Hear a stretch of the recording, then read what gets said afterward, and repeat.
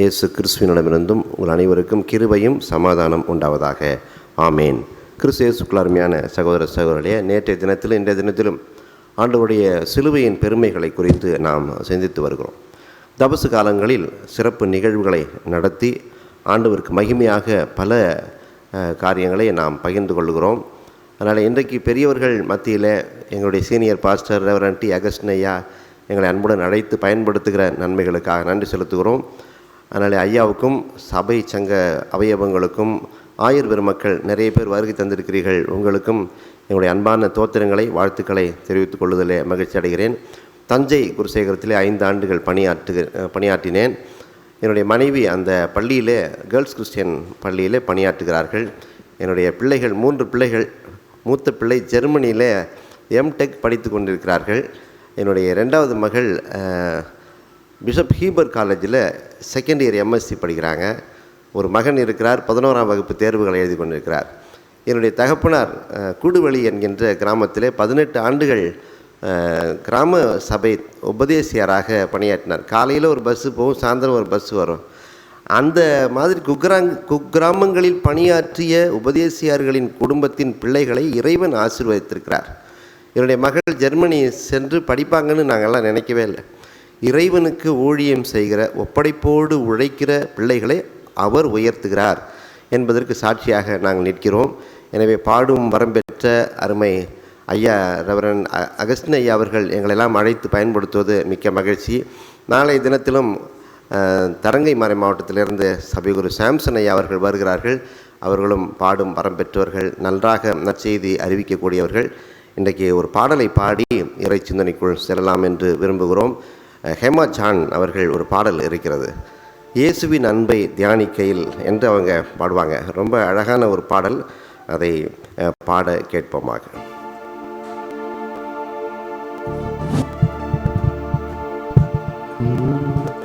இயேசுவின் அன்பை தியானிக்கையில் கண்களில் கண்ணீர் புரண்டோடுதே. இயேசுவின் அன்பை தியானிக்கையில் கண்களில் கண்ணீர் புரண்டோடுதே. பாவியன் மீது ஏன் இந்த அன்பு, ஒன்றுமே புரியவில்லை. பாவியன் மீது ஏன் இந்த அன்பு, ஒன்றுமே புரியவில்லை. எனக்காக ஜீவன் தந்த இயேசுவுக்கே என்னையே அன்பேன் அர்ப்பணிக்கின்றேன். இயேசுவின் அன்பை தியானிக்கையில் கண்களில் கண்ணீர் புரண்டோடுதே. மெய்யான அன்பை நான் தேடி அலைந்தேன், எங்குமே காணவில்லை. மெய்யான அன்பை நான் தேடி அலைந்தேன், எங்குமே காணவில்லை. எனக்காக ஜீவன் தந்த இயேசுவுக்கே என்னையே உண்மையாய் அர்ப்பணிக்கின்றேன். என்னையே உண்மையாய் அர்ப்பணிக்கின்றேன். இயேசுவின் அன்பை தியானிக்கையில் கண்களில் கண்ணீர் புரண்டோடுதே. இயேசுவின் அன்பை தியானிக்கையில் கண்களில் கண்ணீர் புரண்டோடுதே. இந்த நாளிலும் இந்த நாளின் சிந்தனைகளை நாம் 2 தலைப்புகளில் சிந்திக்க அழைக்கப்படுகிறோம். நேற்றைய தினத்திலே cross is the symbol of power என்று சிந்தித்தோம். Cross is the symbol of pride என்றும் சிந்தித்தோம். Cross is the symbol of participation, அது நமக்கு பங்களிப்பின் அடையாளமாக இருக்கிறது, பெருமையின் அடையாளமாக இருக்கிறது என்று நாம் நேற்று தினத்திலே சிந்தித்தோம். இன்றைக்கு cross is the symbol of passion என்று சிந்திக்க நாம் அழைக்கப்பட்டிருக்கிறோம். சிலுவை ஒரு பொறுமையின் அடையாளம். சிலுவை ஒரு பொறுமையின் அடையாளம். அந்த பொறுமை நமக்கு இருக்கிறதா? தபசு காலத்தில் நாம் சிந்தித்துக் கொள்ள வேண்டும் என்று இந்த நாள் நம்மை ஏவுகிறது. எனவே பொறுமையின் அடையாளம், சின்னம், சிலுவை என்ற தலைப்பிலே சிந்திக்க நாம் அழைக்கப்பட்டு இருக்கிறோம். பொதுவாக சிலுவையை பற்றி அழகாக சில அடையாளங்களினால் கூறுவார்கள். சிலுவை 4 அடையாளங்களில் அமைந்திருக்கிறது. ஒன்று, கூட்டல் குறியீடு. மேலிருந்து கீழையும் வலமிருந்து இடமாகவும் அது அமைக்கப்பட்டிருக்கிறது. சிலுவைன்னா அதுக்கு நிறைய விஷயங்கள், அர்த்தங்கள் இருக்கிறது. அதெல்லாம் புரிந்து பார்த்தோம்னா மிக்க மகிழ்ச்சியாக இருக்கும். சிலுவை ஒரு கூட்டல் குறியீடு. மேலிருந்து கீழும் வலமிருந்து இடமாக இருக்கிறது.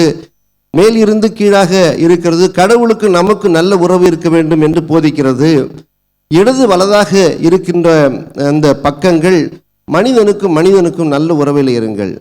பரனை நேசி பிறனை நேசி என்கின்ற விஷயத்தை அவர் சொல்லிக் கொடுக்கிறதை நாம் புரிந்து கொள்கிறோம். இரண்டாவது, சிலுவை மரம் ஒரு பாய்மரம் போன்ற இருக்குமா, அதனுடைய அடையாளம் ஒரு பாய்மரத்தை போன்றது. சிலுவை வடிவம் கப்பலில் இருக்கிற பாய்மரத்தை போன்றது. இந்த பாய்மரம் இன்றி கடலை கப்பல் கடக்க இயலாதது போல, இந்த பாய்மரம் இன்றி கடலை கப்பல் கடக்க முடியாதது போல நம் பாவ கடலை கடக்க இந்த சிலுவை மரம் தேவை என்பதற்கு அதுவும் ஒரு அடையாளமாக இருக்கிறது. மூணாவது, சிலுவை ஒரு கலப்பையை போலவா. நீங்கள் கிராமத்திலலாம் நம்ம பெற்றோர்கள் அந்த பாடம் நாம் படிச்சிருக்கிறோம், பார்த்துருக்குறோம். கலப்பையை போன்றது சிலுவை. அது சுவற்றில் சாய்த்து வைக்கப்பட்டிருக்கும். அப்போ நீங்கள் பார்த்தீங்கன்னா அது ஒரு அந்த கலப்பை சிலுவையை போல இருக்குமா. மண்ணை உழுது பண்படுத்துகின்ற அந்த கலப்பையை போல மனதை உழுது பண்படுத்துகின்ற வேலையை சிலுவை செய்யும். அந்த கூட்டல் குறியீட்டுக்கும் அந்த உழவர் குறியீட்டுக்கும் எல்லாவற்றிற்கும் ஒரு அர்த்தம் இருக்கிறது. கடைசியா 4வது குறியீடு, சிலுவை ஒரு மனித உடலை போன்றது. கைகள் இரண்டையும் விரித்து வைத்து பார்த்தால் ஒரு மனிதன் சிலுவை குறியீட்டை போல இருப்பான். மனிதனின் கைகளை விரித்து பார்த்தால் அப்படி இருக்கும். எனவே அன்பான இறை மக்கள், சிலுவைக்கு பல அர்த்தங்கள் இருக்கின்றன. சிலுவைக்கு பல அர்த்தங்கள் இருக்கின்றன. அருள்தாஸ் ஐயா, பிஷப் ஐயா அவங்க எழுதியிருக்கிற புத்தகத்தில் இந்த குறியீடுகள் குறித்தெல்லாம் அழகாக இருப்பாங்க. 8 குறிப்புகள் இருக்கிறது. ஆனால் 4 குறிப்புகளை மட்டும் நான் உங்களோடு பகிர்ந்து கொண்டேன். என் மீட்பர் இரத்தம் சிந்தினார், நான் பரிசுத்தமாக, நான் மறுரூபமானேன் என்கின்ற ஒரு பாடலை நாம் பாட கேட்போமாக. F major. என் மீட்பர் இரத்தம் சிந்தினார்,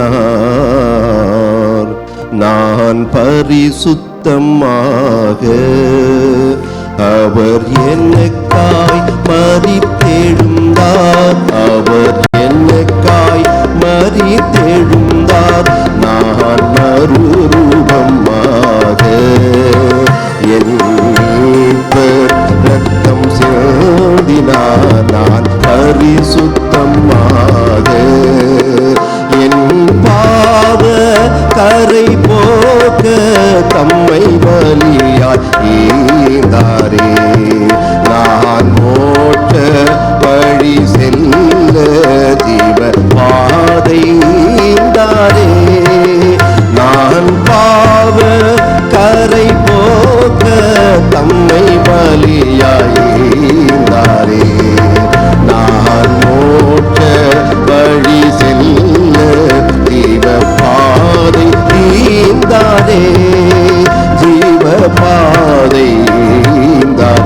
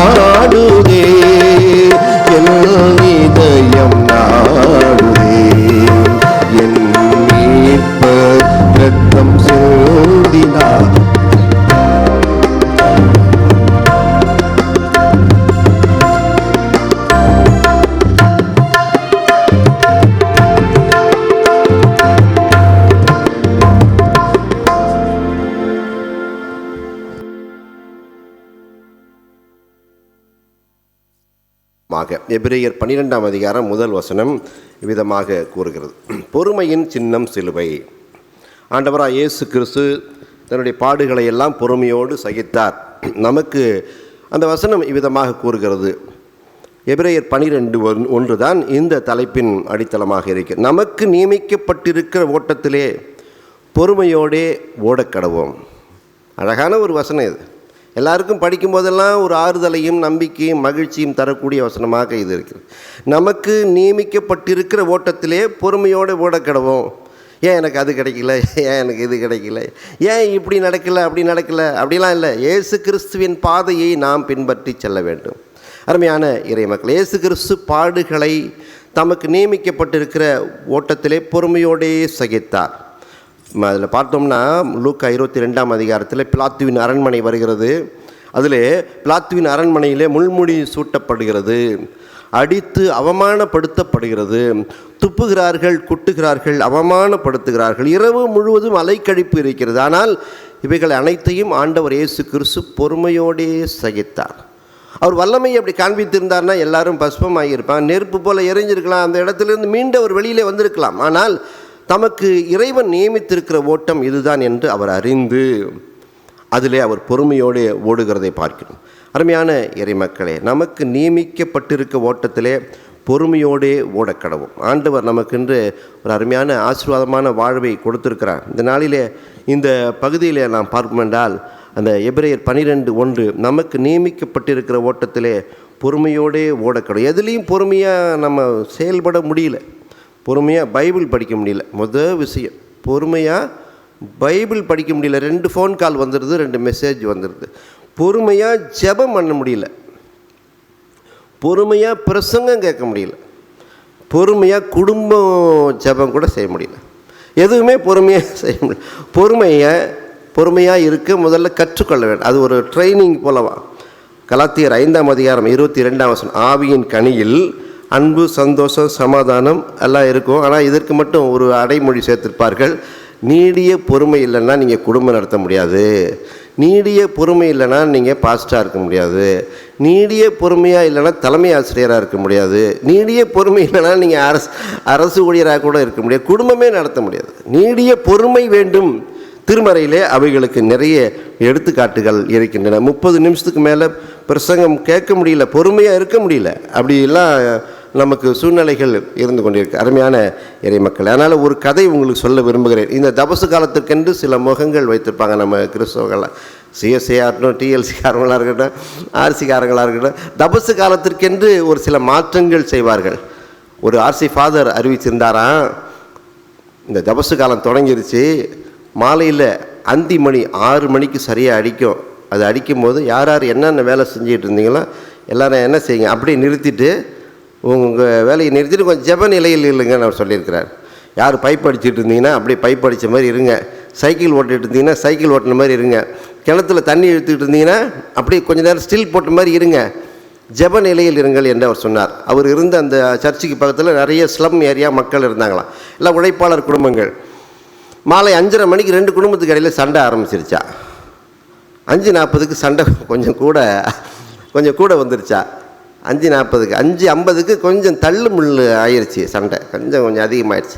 உடனே இவருக்கு ஒரு 4 குடும்பம், அவருக்கு ஒரு 4 குடும்பம் எல்லாம் சேர்ந்துட்டாங்க. 5:57 58க்கு இவர் ஒரு கட்டை எடுத்தாராம், அவர் ஒரு கட்டை எடுத்தாராம். இவர் சார்பாக இன்னும் 4-5 பேர் கட்டை எடுத்தாங்களாம், அவர் சார்பாக இன்னும் 4-5 பேர் கட்டை எடுத்தாங்களாம்.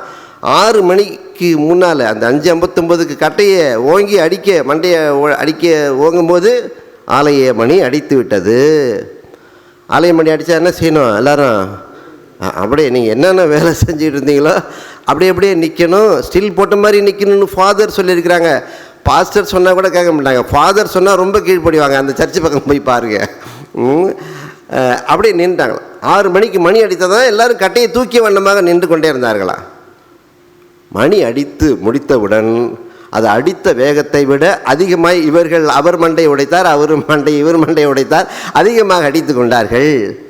சில பேர் தபசு காலத்திற்கென்று சில உணவு முறைகள்லாம் கட்டுப்படுத்தி வச்சுருக்காங்க, சில பழக்க வழக்கங்களாம் நிறுத்தி வச்சுருக்கிறாங்க. கட்டையை நிறுத்தி வைத்து அடிப்பதற்கு முன்பாக நிறுத்தி வைத்திருப்பதை போல் சில விஷயங்களை நிறுத்தி வச்சுருக்காங்க.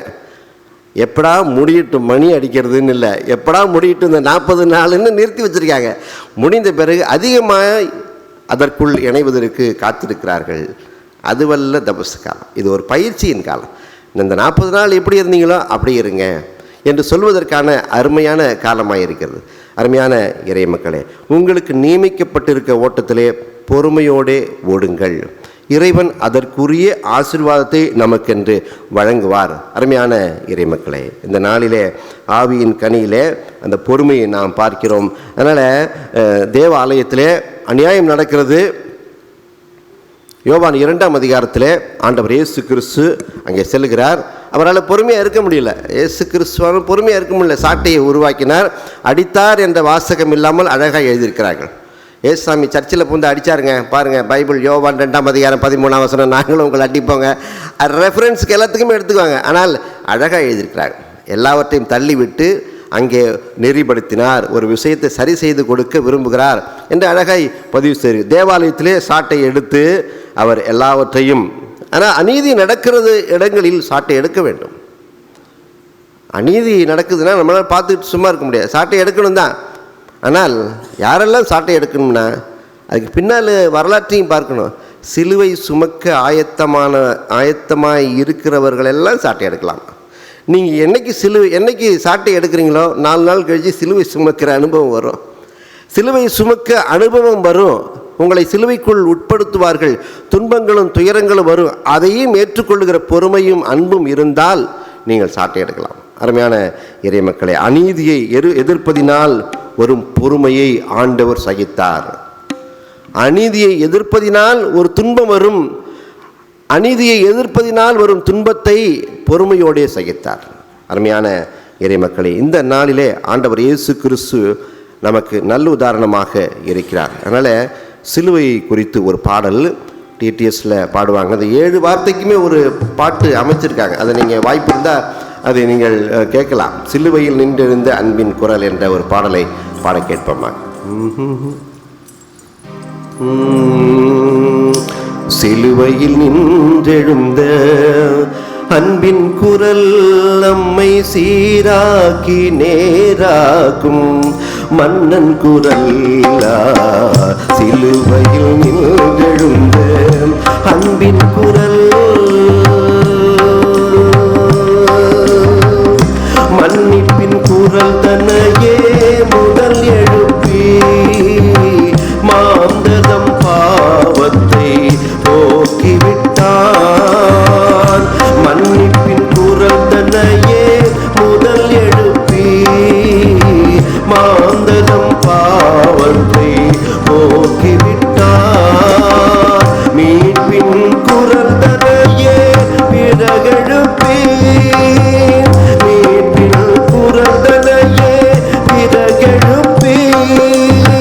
மாபெரும் கள்வனுக்கு வாழ்வளித்தார். மாபெரும் கள்வனுக்கு வாழ்வளித்தார்.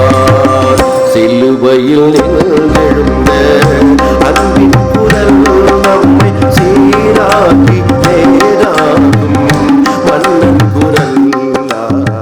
சிலுவையில் எழுந்த அன்பின் குரல்.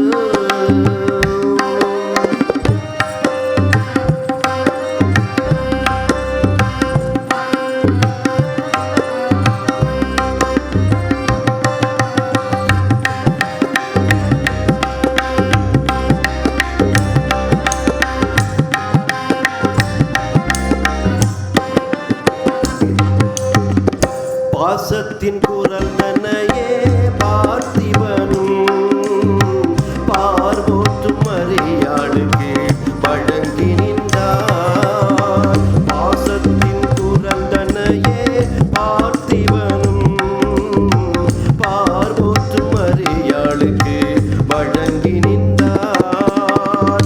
மீட்பின் குரல் தன்னையே பிறகெழுப்பி மீட்பின் குரந்தனையே பிறகெழுப்பி மாபெரும் கள்வனுக்கு வாழ்வளித்தார். மாபெரும் கள்வனுக்கு வாழ்வளித்தார். சிலுவையில்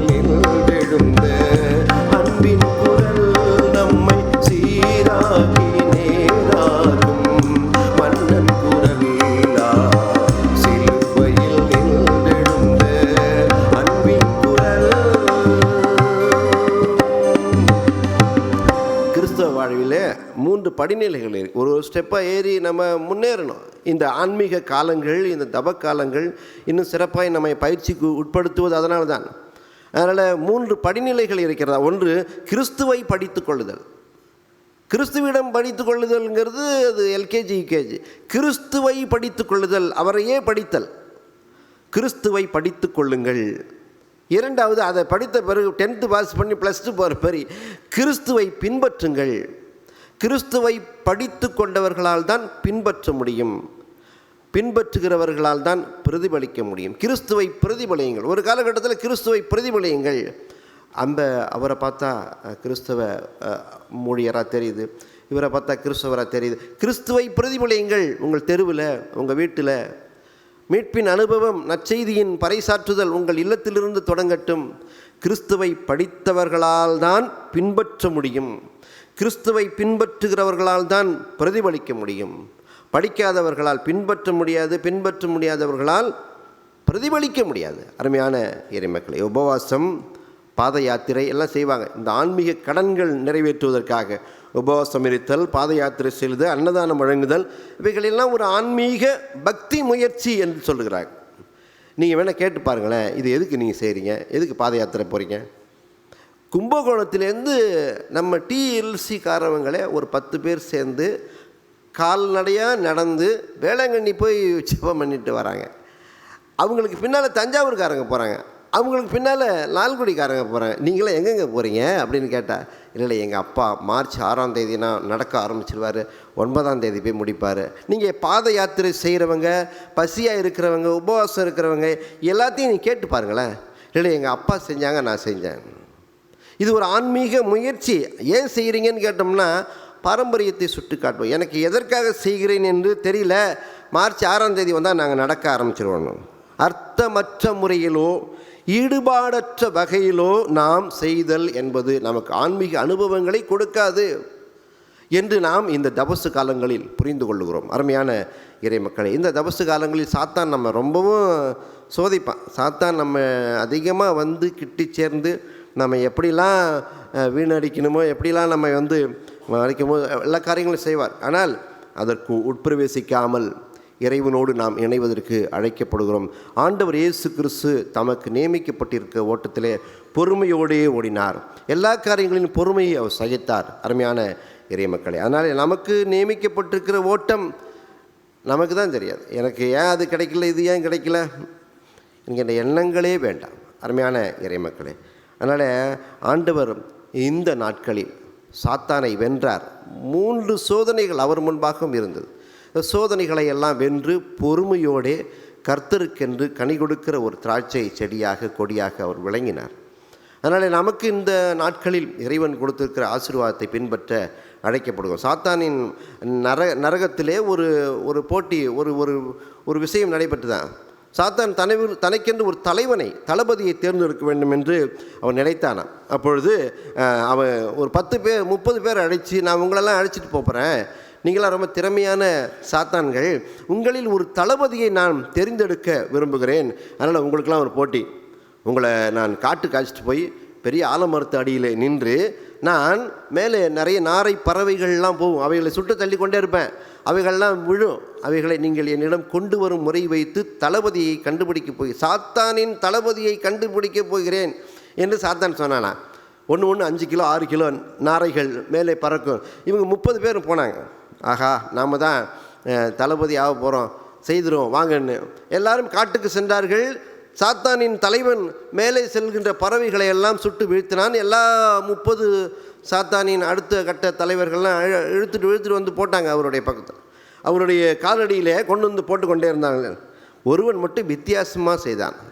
என்ன வித்தியாசமாக செய்தான்னா, சாகாமல் உயிருக்கு போராடிக்கிட்டு இருக்கிற பறவைகளை மட்டும் காலில் பிடிச்சி இழுத்து வந்து சாத்தானின் தலைவனின் காலடிகளில் போட்டு கொண்டிருந்தான். அப்பொழுது சாத்தானின் தலைவன் கேட்டானா, மற்றவங்க எல்லாருமே செத்து போனவைகள்லாம் கொண்டு வந்து என்னுடைய காலடியில் போடுறாங்களே, நீ மட்டும் வித்தியாசமாக செய்கிறியே, என்ன விஷயம்ப்பான்னு கேட்டார். அவன் சொன்ன விஷயம்தான் நம்ம எல்லாருக்கும் முக்கியமான விஷயம். அவன் சொன்ன அருமையான விஷயம், உயிருக்கு போராடி கொண்டிருப்பவைகள் எல்லாம் எப்பொழுது வேண்டாமனாலும் எழுந்து பறந்துவிடும். உயிருக்கு போராடி கொண்டிருப்பவைகள் எல்லாம், குற்றுயிரும் கொலை உயிருமாய் இருக்கிறவைகள் எல்லாம் எப்பொழுது வேண்டுமென்றாலும் எழுந்து பறந்துவிடும்.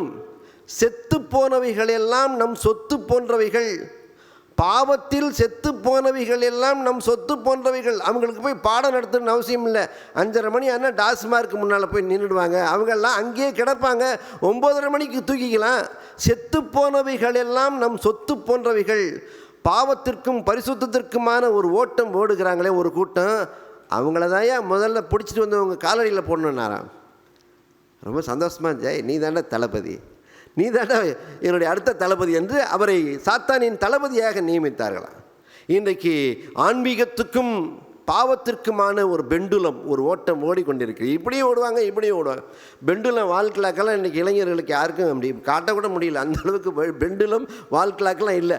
பாவத்திற்கும் பரிசுத்தத்திற்குமான ஒரு ஓட்டம் இன்றைக்கு மக்கள் ஓடிக்கொண்டே இருக்கிறார்கள். அருமையான இறை மக்களே, ஆண்டவர் நம்மை பரிசுத்தத்திற்கென்று மட்டுமே அழைத்தார். ஆண்டவர் நம்மை பரிசுத்தத்திற்காக அழைத்தார். எனவே அந்த பரிசுத்த வாழ்க்கைக்கான நடைமுறை பயிற்சியில் அநேக பிரச்சனைகள் இருக்கும்.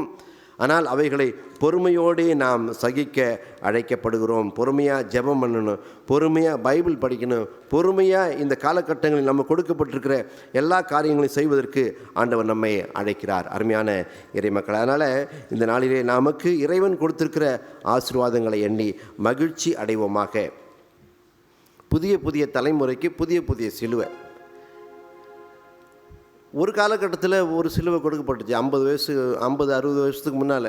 இன்றைக்கி செல்ஃபோன் ஒரு சிலுவையாக இருக்குது எல்லாருக்குமே. ஏய் செல்ஃபோனை வைடா படிடா, செல்ஃபோனை வைடா படிடான்னு சொல்லாத வீடே கிடையாது. இன்றைக்கி செல்ஃபோனை வச்சு தான் சோறே ஊட்டுறாங்க 2 வயசு குழந்தைங்களாம். அது செல்ஃபோனே பார்த்துக்கிட்டு இருக்கு, நம்ம சோறு ஊட்டிக்கிட்டே இருக்கோம். நாங்கள் ஒரு தடவை ஜெபத்துக்கு காட்டேஜ் ப்ரேயருக்கு வீட்டுக்கு போனபோது ஒரு குழந்தை செல்ஃபோனை பார்த்துட்டே இருக்குது, 2 வயசு குழந்தை. மற்றவங்க எல்லாம் ஜெபத்துக்கு வாங்கன்னா வந்து நின்றுடுச்சு. அந்த மட்டும் இப்படி பார்த்துட்டே இருந்துச்சு. நான் சொன்னேன்ம்மா, அதையும் நம்ம ஜெபத்துக்கு எப்பொழுது பழக்குவது? அந்த பிள்ளைகிட்ட செல்ஃபோனை வாங்கிட்டு ஜெபத்துக்கு பயிற்சி கொடுங்க, உட்புகுத்துங்க என்று சொன்னேன். அது சொன்னாங்க, ஜெபம் ஒழுங்காக நடக்கணுமா வேணாமா? ஜெபம் சத்தம் இல்லாமல் நடக்கணுமா வேணாமா? எனக்கு கோபம் வந்துச்சு. என்ன இப்படி சொல்கிறீங்க? ஜெபம் நடக்கணும், ஆனால் அவனுக்கு அது பயிற்சி கொடுக்கணுமா இல்லையா? நீங்கள் அந்த செல்ஃபோனை வாங்கிட்டு ஜெபத்துக்கு அவனை உட்படுத்துங்கன்னு நான் சொன்னல. நீங்கள் கேட்கல, கொஞ்ச நேரத்தில் பாருங்கன்னு செல்ஃபோனை பிடுங்கினாங்க. இந்த ஆம்புலன்ஸில் அலாரம் அடிச்சுக்கிட்டு வரும்ல, அப்படி ஒரு சத்தம், வேகமாக வீச்சிட்டு சத்தம், அந்த கொடுக்குறீங்களா இல்லையான்னு கையை காலை உதச்சிக்கிட்டு. இப்போ ஜெபம் எப்படியா நடக்கும்னு என்ன கேட்டாங்க. இப்போ இப்படி தான் இந்த குடும்பம் போயிட்டுருக்கா? அப்படி இப்படி தான் போயிட்டுருக்கு. செல்ஃபோனை கொடுத்தோடனே அமைதியாக இருக்குது. புதிய புதிய தலைமுறைக்கு புதிய புதிய சிலுவை.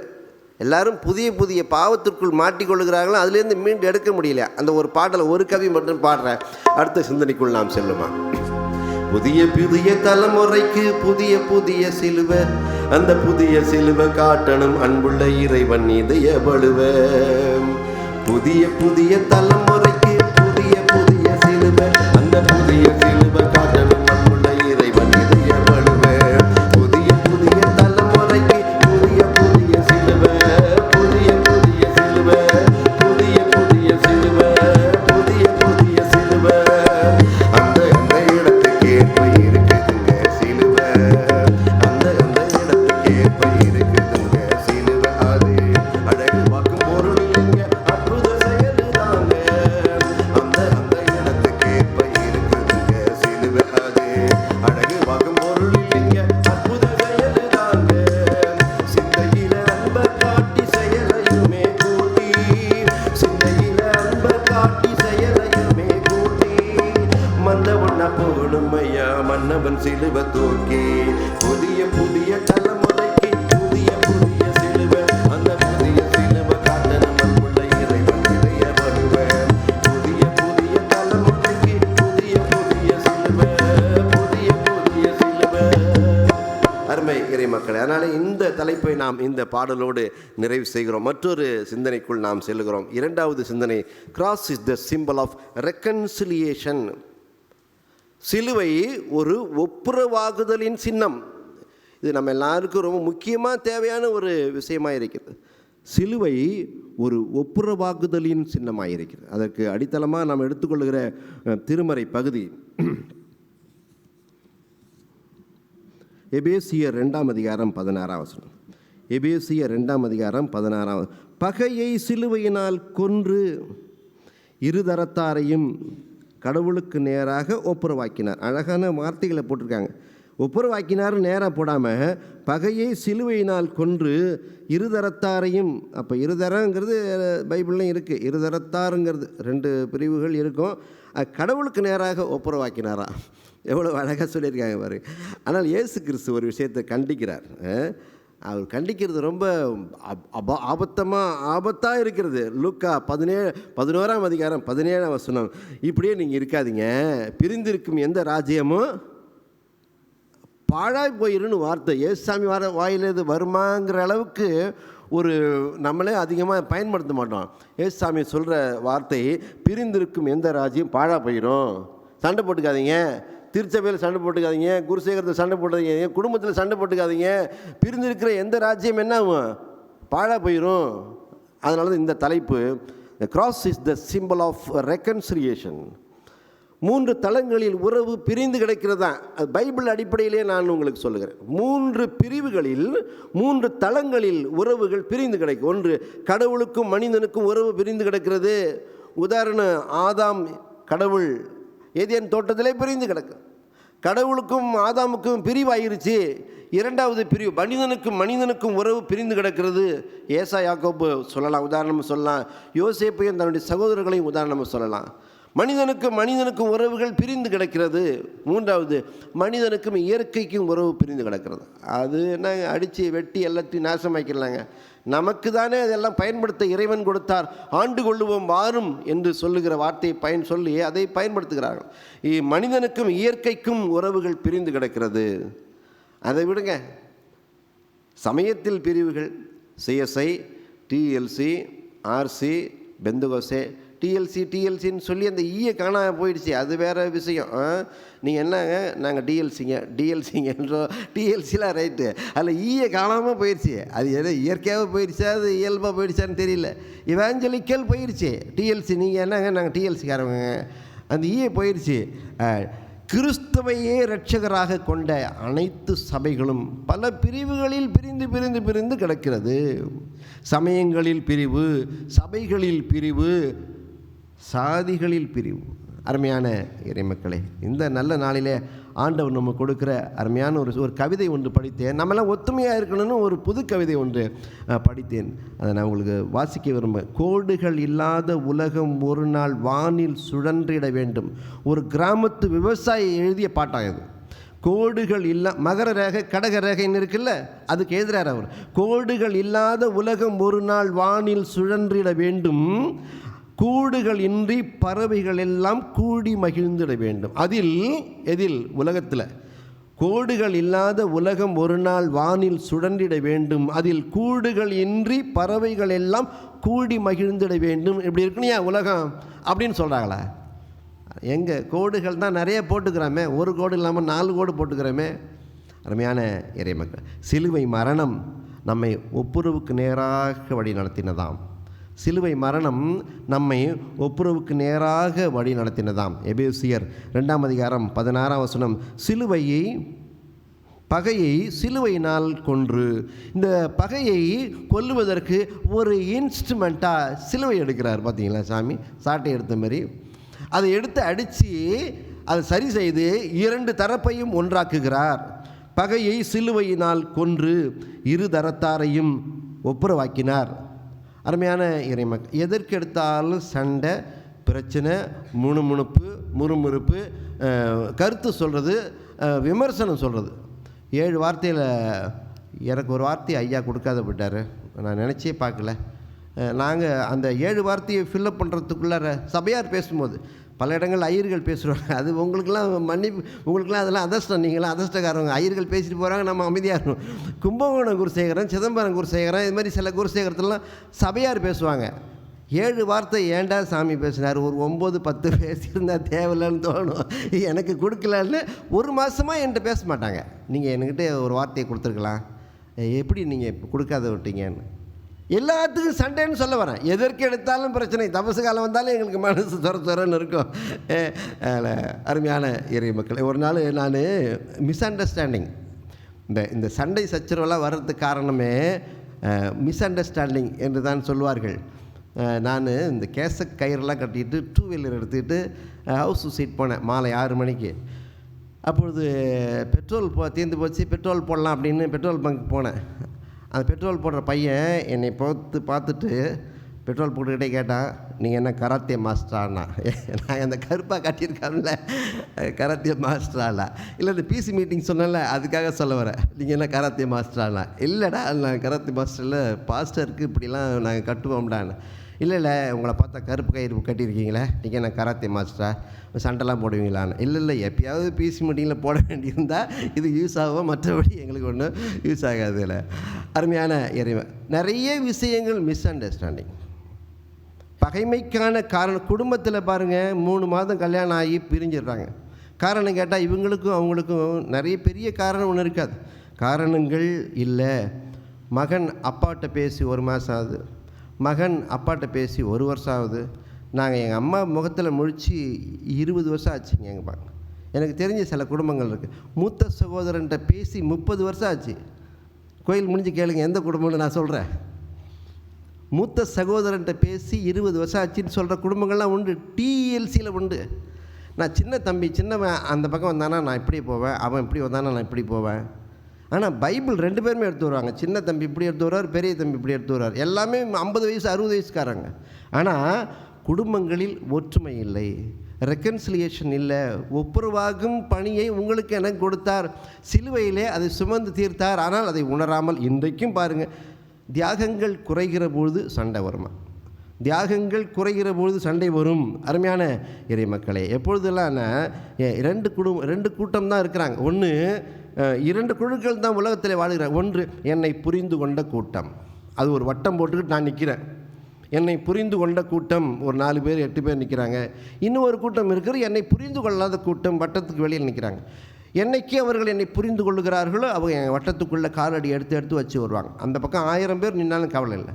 2 கூட்டமாக தான் நான் பிரிக்கணும். எனக்கு அவன் எதிரி, இவன் எனக்கு எதிரி, நீ பிரிக்க வேண்டாம். 2 கூட்டம் தான். என்னை புரிந்து கொண்ட கூட்டம், என்னை புரிந்து கொள்ளாத ஒரு கூட்டம் வெளியே இருக்கிறார். ஒவ்வொருத்தவங்களாம் ஒரு ஸ்டெப்பாக எடுத்து வச்சு உள்ளே வருவார்கள். நம்மை தவறாக பல நேரங்களில் புரிந்து கொண்டவர்கள் இருக்கிறார்கள். அருமையான இறைமன், இயேசுவையே தவறாக புரிந்து கொண்டவர்கள் தான். பைபிளை நல்லா படித்து பார்த்தோம்னா தெரியும். இயேசுவையே கலகக்காரன் என்றார்கள், இயேசுவை பேய் பிடித்தவன் என்றார்கள். 3 சொல்கிறேன் நான். அதில் இயேசுவை ஆட்சியை பிடிக்க வந்தவன் என்று சொன்னார்கள். அருமையான இறைமன், இயேசுவையே தவறாய் புரிந்து கொண்டவர்கள் உங்களே என்னையும் தவறாக புரிந்து கொள்வதற்கு எவ்வளோ நேரம் ஆகும்? அருமையான இறைமக்களே, சீனாவில் ஒரு மரண தண்டனை ஒன்று கொடுப்பாங்களாம். அது எப்படி இருக்குமா? பாவம் செய்கிறவர்களுக்கு சீனாவில் ஒரு மரண தண்டனை ஒன்று கொடுப்பார்களாம். மிகுந்த கொடுமையான பாவம் செய்தவர்களுக்கு இறந்த உடலோடு வச்சு கட்டி, 2 ஒன்றாய் வைத்து கட்டி, இறந்த உடலோடு பாவம் செய்த மரண தண்டனைக்கு உட்பட்டவனை கட்டி கொண்டு போய் காட்டிலே வைத்து விட்டு வந்து விடுவார்களாம். ஒரு நாள் நல்லாயிருக்கும், அடுத்த நாள் எப்படி இருக்கும்? அதை விட கொடுமையான தண்டனை வேறு எதுவுமே உலகத்திலே கிடையாது. 2ஆம் நடுக்காட்டில் வச்சுட்டு வந்துடுவாங்களாம். 2ஆம் நாள் எப்படி இருக்கும்? 3ஆம் நாள் எப்படி இருக்கும்? 4ஆம் நாள் எப்படி இருக்கும்? 5ஆம் நாள் இவனுமே செத்துருவானா. இந்த தண்டனை, இந்த கொடுமைகள் நமக்கு நிகழ வேண்டாம் என்று தான் இறைவன் மறைத்தார். உங்களை என்னையும் ஒப்புரவுக்கு நேராக வழி நடத்தினார். அருமையான இறை, எனவே இந்த பெண்டுலம் மீண்டுமாக நினைவுக்கு வருகிறது. பாவத்திற்கும் பரிசுத்தத்திற்குமான ஒரு ஓட்டம் வேண்டாம், பரிசுத்தத்திற்கான ஓட்டமாகவே அது இருந்துவிட வேண்டும். 2 உயிரினங்களை குறித்து உங்களோடு நான் பகிர்ந்து கொள்ள வேண்டும். ஒன்று தவளை வாழ்க்கை அப்படின்னு சொல்வார்கள். தவளை வாழ்க்கை, மீன் வாழ்க்கை என்று 2 சொல்வார்கள். ஒன்று தவளை வாழ்க்கையே, அது எப்படி இருக்குமா? தவளை தரையிலும் வாழும் தண்ணீரிலும் வாழும் என்பார்கள். நீங்கள் ஆற்றிலிருந்து தவளையை கொஞ்ச நேரம் தரையில் பார்த்தீங்கன்னா 1 மணி நேரம் நல்ல வெய்ய காயும், அப்படி உயிரோடு இருக்கும். யாராவது மனித நடமாட்டம் வந்தால் அங்கேன்னு துள்ளி குதித்து நீருக்குள் செல்லும், அங்கேயும் 1 மணி நேரம் நல்லா இருக்கும். இதுதான் பல கிறிஸ்தவர்கள் வாழுகிற வாழ்க்கை, பாவத்திற்கும் பரிசுத்தத்திற்குமான ஓட்டம். இயேசு கிறிஸ்துவை போல வாழ வேண்டும். இயேசு கிறிஸ்துவானவர் தண்ணீரில் மட்டும்தான் வாழ்ந்தாராம். பரிசுத்த ஆவி எனும் நீரில் மட்டும்தான் அவர் வாழ்ந்தார். சிலுவையிலே அவர் தொங்குகிறார். 4ஆம் வார்த்தை, 5ஆம் வார்த்தை, 6ஆம் வார்த்தை முடிந்தது. 7ஆம் வார்த்தையோடு அவர் இந்த உலக உறவை துண்டித்து கொள்ளுகிறார். ஏன் அவர் விரைவில் இறந்து போனார்? நீங்கள் மீனை தூக்கி கொஞ்ச நேரம் தரையில் போட்டு பாருங்கள். இறை உறவு துண்டிக்கப்பட்ட சில நிமிடங்களில் அவர் தன் உயிரை மாய்த்து கொண்டார்னு எழுதுகிறாங்க அழகாக. இறை உறவு துண்டிக்கப்பட்ட சில நிமிடங்களில் அவரால் வாழ முடியல என்கிறார்கள். அருமையான இறை மக்களே, நம்மை ஆண்டவர் அழகாக பரிசுத்தத்திற்கென்று படைத்து ஒவ்வொரு நாளும் ஆலயத்திற்கு வந்து நம்மை வாழ வைக்கிறார். ஒவ்வொரு நாளும் வந்து கொண்டே தான் இருக்கிறோம். பரிசுத்தத்திற்கும் பாவத்திற்குமான ஓட்டம் நமக்கு வேண்டாம். குடும்பங்களிலே ஒற்றுமை வேண்டும், பகைமைகள் நீங்க வேண்டும், திருச்சபையில் ஒற்றுமை வேண்டும், குருசேகரங்களில் ஒற்றுமை வேண்டும், ஆன்மீக பாதைகள் மட்டுமே கண்ணுக்கு தெரிய வேண்டும். அருமையான இறை மக்களே, முன்பெல்லாம் இந்த ஒற்றுமைக்கு உதாரணமாக சொல்ல 30 வருடங்களுக்கு முன்பாக கூட்டு குடும்பம் நம்ம மகிழ்ச்சியாக இருந்துச்சு. இன்றைக்கி கூட்டு குடும்பம் வாழ முடியல. அப்பா அம்மாவெல்லாம் கொண்டு போய் எங்கள் அனாதை இல்லங்கள் சேர்த்துட்டு வந்துடுறாங்க. ஒருத்தர் வீடு புதுசாக கட்டி அவருக்கு பேர் வச்சுருந்தாராம் அன்னை இல்லம் என்று. அதை பார்க்க வந்த பாதிரியாருக்கு அந்த குடும்பத்தை குறித்து முழுவதுமாக விவரம் தெரியும், யார் யார் எங்கே கொண்டு வந்து சேர்த்துட்டு வந்திருக்கான்னு. அப்போ அவர் வந்து பார்த்தாராம். அந்த ஸ்கிரீனை ஐயரை தான் திறக்க சொல்லுவாங்க. அந்த இல்லத்தை திறந்தாராம் அன்னை இல்லம் என்று. அவர் ஒரு கவிதை சொன்னாராம், வீட்டிற்கோ பேர் அன்னை இல்லம், அன்னை இருப்பதோ அனாதை இல்லம் அப்படின்னு அவர் ஒரு கவிதை மாதிரி சொன்னாரா. வீட்டிற்கோ பெயர் அன்னை இல்லம், அன்னை இருப்பதோ அனாதை இல்லம். நம்ம கூட்டு குடும்பமாக வாழ முடியவில்லை. அருமையான இறை மக்களை, கூட்டு குடும்பம் இருக்கும்போது டாய்லெட்டு வீட்டுக்கு வெளியில் இருந்து தான். நம்மளாம் ஒரு 20 பேர் கூட்டு குடும்பமாக இருக்கும்போது கழிவறைகள் வீட்டுக்கு தூரமாக இருந்தன. ஆனால் இன்றைக்கு கணவன் மனைவிலாம் அட்டாச்சாக அன்றைக்கி இருந்தாங்க. இன்றைக்கு எல்லா வீடுகளிலும் டாய்லெட் பாத்ரூம், அட்டாச்சு டாய்லெட் பாத்ரூமாக இருக்கிறது. கணவன் மனைவி டிட்டாச்சு ஆயிட்டாங்கன்னு ஒரு சொல்லுவாங்க. அருமையான இறை மக்களே, அதனாலே உறவுகளில் விரிசல்கள் இன்றைக்கும் இருந்து கொண்டு பிரிவினை சாத்தான் உருவாக்குகிறான். அதை சரியாக புரிந்து கொண்டு நாம் நடைபழக அழைக்கப்படுகிறோம். ஜானகிர் காலத்தில் ஒரு பாட்டு பாடுவாங்க. கொல்கத்தா அந்த மேட்டில் அவர் பட்ட பாடுகளை எல்லாம் புண்ணியர் இவர் யாரோ என்ற எஃப் மைனர் சாங் ஒன்றை பாட கேட்போமாக. புண்ணியன் இவர் யாரோ, இது கீர்த்தனை புத்தகத்தில் இருக்குது. ஆனால் நான் யாரும் அதிகமாக பயன்படுத்துறதில்ல, பாட முடியல, அதை விடுறாங்க. வீழ்ந்து ஜெபிக்கும் புனித சஞ்சலம் யாதோ, புண்ணியன் இவர் யாரோ,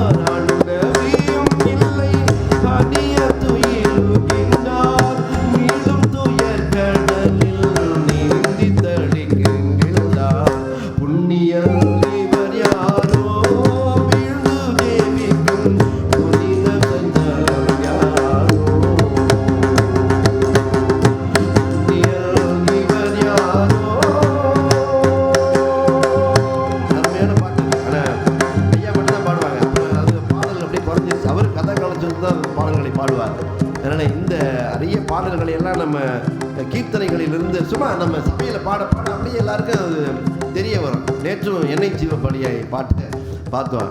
எண்ணெய் ஜீவபலியை எஃப் மேஜரில் பாடுவாங்க. அது மைனர் சாங், சி மைனரில் பாடணும். ஆனால் எஃப் மேஜரில் அது ஒரு சின்ன டான்ஸ் மாதிரியே அதை கொண்டு வந்துட்டாங்க.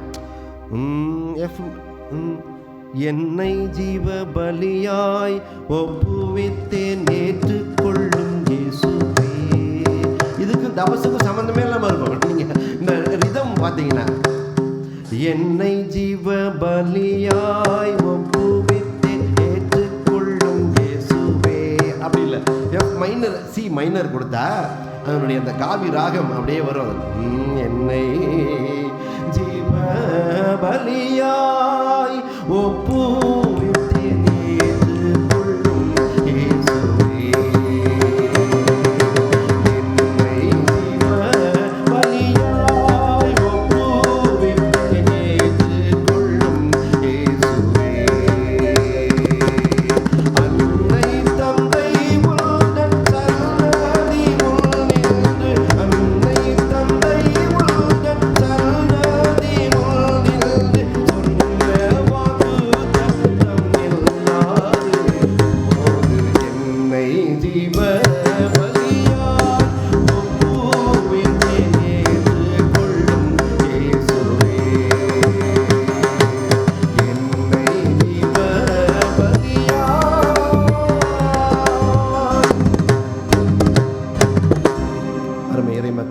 காணிக்கை பாடலுக்கு பிறகு ஒரு சற்று நேரம் நாம் தியானத்துக்கு உட்பிரவேசிப்போம்.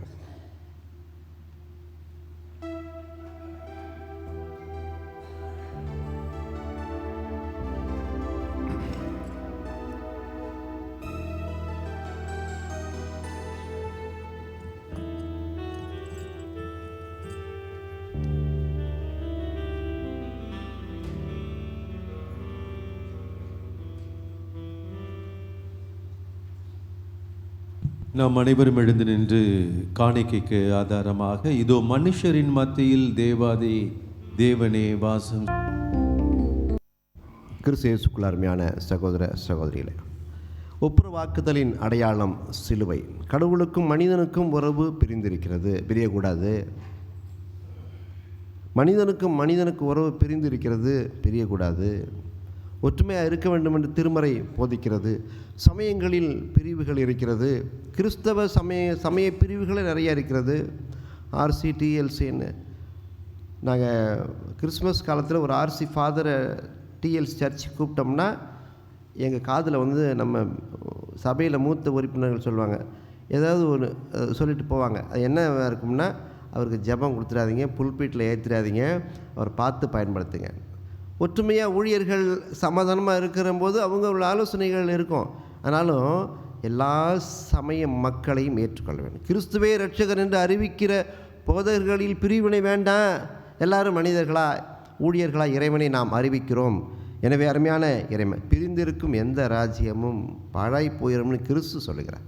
கொல்கத்தா பாதை ஏறி வாருமே என்கின்ற ஒரு பாடல் இருக்கிறது. சி மேஜரில் ஆண்டவர் இயேசு கிறிஸ்து பாதை ஏறி சென்று அந்த அந்த அந்த பாடுகளை ஏற்றுக்கொண்டார். நாமும் அதை புரிந்து கொண்டு இந்த தபசு காலங்களில் வாழ அழைக்கப்படுகிறோம். அருமையான இறை மக்களே, இந்த பாட்டு பழைய காலத்து ராகம் இது.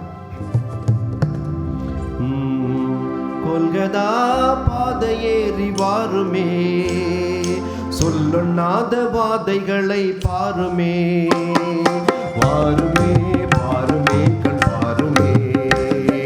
கொல்கதா பாதை ஏறி வாருமே, சொல்லொண்ணாத வாதைகளை பாருமே, வாருமே வாருமே கண் வாருமே, வாருமே வாருமே கண் வாருமே.